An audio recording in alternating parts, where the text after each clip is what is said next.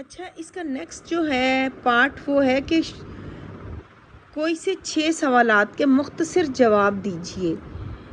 پہلا سوال ہے فرشتوں کے 2 فرائض بیان کیجئے۔ اب اگر تو آپ اس وقت مختصر پڑھنا چاہ رہے ہیں تو ظاہر ہے پھر آپ اس کے جو مختصر سے جواب ہیں وہی لکھیں گے، تو ورنہ اگر آپ نے پوری بک کو اچھے سے پڑھا ہے تو پھر آپ کے لیے کوئی مشکل نہیں ہوگی۔ تو فرشتوں کے جو 2 کام ہیں وہ یہ ہیں کہ ایک تو یہ پہلا یہ ہے کہ اللہ تعالیٰ کے حکم کے مطابق دنیا کا نظام چلانا۔ فرشتوں کے جو بہت سارے کام ہیں ان میں ایک کام تو یہ ہے، اور دوسرا کیا ہے کہ اللہ تعالیٰ کے حکم کو مخلوق میں جاری اور نافذ کرنا۔ یہ ان کے فرشتوں کے 2 فرائض ہیں۔ اور اس کے بعد ہے کسب حلال سے کیا مراد ہے؟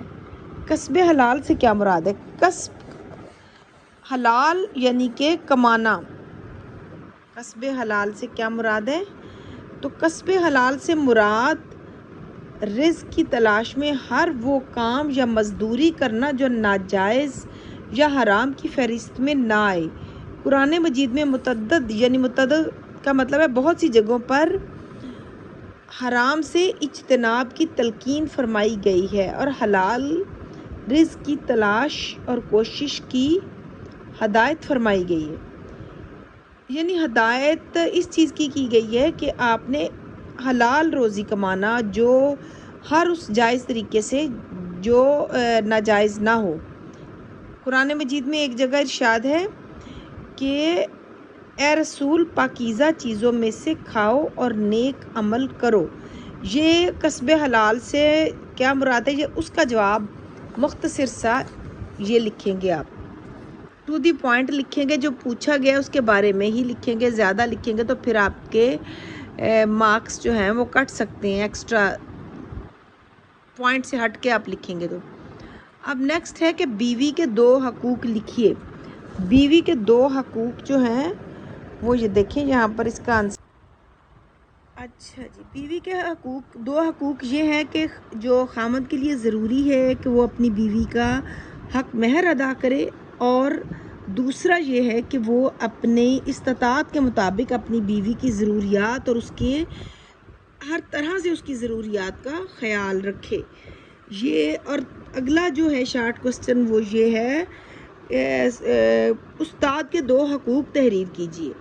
استاد کے 2 حقوق یعنی پہلا حق تو استاد کا یہ ہے کہ استاد کا ادب و احترام کیا جائے، اور دوسرا اس کا حق یہ ہے کہ اس کی بات کو غور سے سنا جائے۔ یہ دیکھیں یہاں پر اس کے جواب جو ہیں، یہاں پر استاد یہ دیکھیں یہاں پر ہے استاد کا ادب و احترام کیا جائے اور اس شاگرد استاد کی بات کو غور سے کوئی سے 2 ارکان اسلام کے نام، ارکان کا تو آپ کو پتہ ہی ہے کہ 2 ارکان اسلام نماز، روزہ، زکوٰۃ، حج، یہ ارکان ہیں۔ ان میں سے کوئی سے بھی آپ 2 نام لکھ سکتے ہیں، نماز، روزہ، یہ 2 ارکان ہیں، یہ اب لکھ دیجئے۔ عقیدہ توحید کا اصطلاحی مفہوم بیان کیجئے۔ عقیدہ توحید سے مراد یہ ہے کہ اللہ تعالیٰ اپنی ذات و صفات میں یکتا ہے۔ یہ دیکھیں یہاں پر اس کا جواب ہے کہ دین کی اصطلاح میں عقیدہ توحید سے مراد یہ ہے کہ سب سے برتر و اعلیٰ اور ساری کائنات کو کی خالق و مالک ہستی کے واحد اور یکتا ہونے پر ایمان لانا اور صرف اسی کو عبادت کے لائق سمجھنا ہے، یعنی کہ اللہ تعالیٰ کے سوا اور کوئی عبادت کے لائق نہیں۔ یہ اس کا ہے کہ صرف پوری کائنات، پورے نظام کو چلانے والی ذات صرف ایک ہی ہے اور وہ اللہ کی واحد ذات ہے۔ یہ اس کا آنسر ہے۔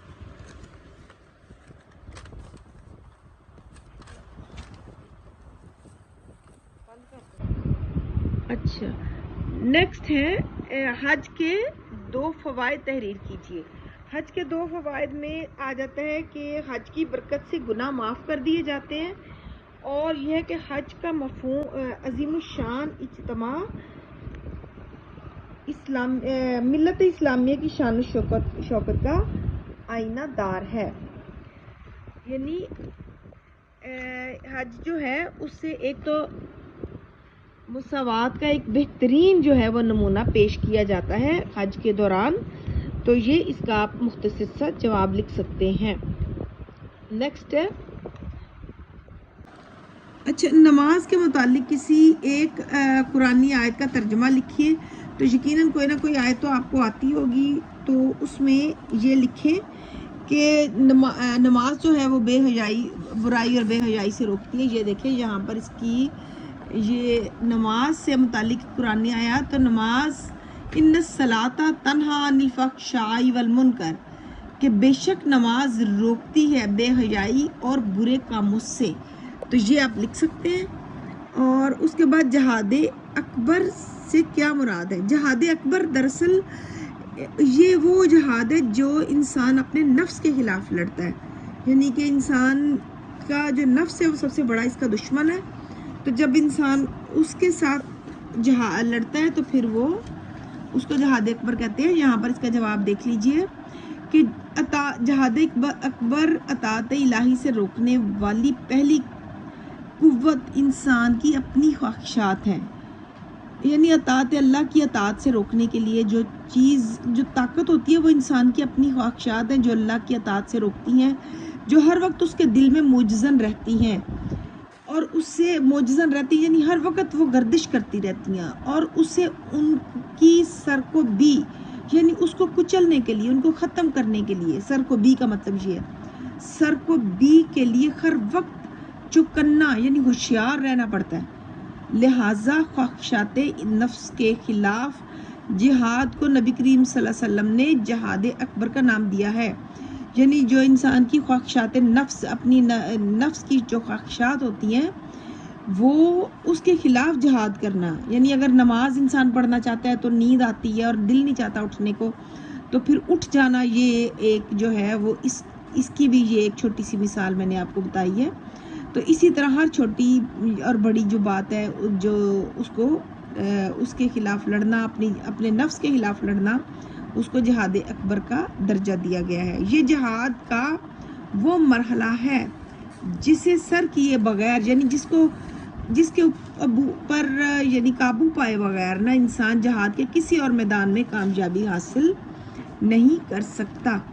یہ پارٹ ہو گیا، یہ جو ہے اس کے مختصر جوابات ہیں۔ جو نیکسٹ ہیں وہ ہم کل آپ کو میں اس کا جو ہے وہ کل کروا دوں گی انشاءاللہ، تو دل لگا کے پڑھیے، انشاءاللہ کامیابی ضرور آپ کو حاصل ہو جائے گی۔